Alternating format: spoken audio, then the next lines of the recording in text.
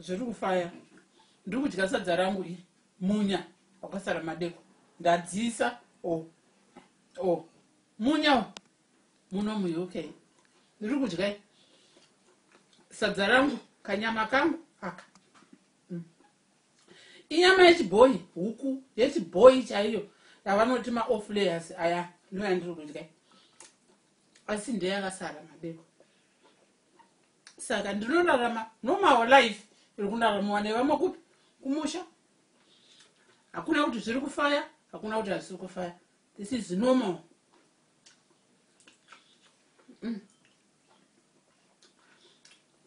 Kudya haikona zvokuti hanzi ndichamboti ndiri kudya.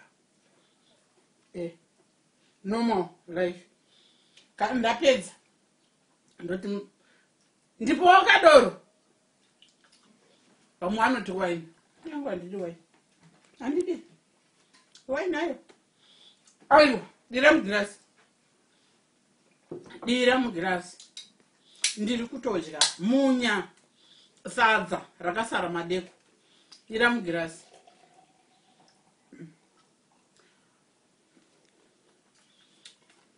Asa ugoni. Wanzi tiri mu-UK. Uchitadza kudira doro. Aiwa, ndiri kudya. Ndinonzi ndiri kuita inonzi normal life mu-UK. Normal. Hazvifai, hazviri kufaya. Mai vangu kumusha ndinotumira mari yechikafu vari kuchengetwa nevanochengeterawo £100 every month kuna mai vangu kuti vadi vadye zvandiri kuita.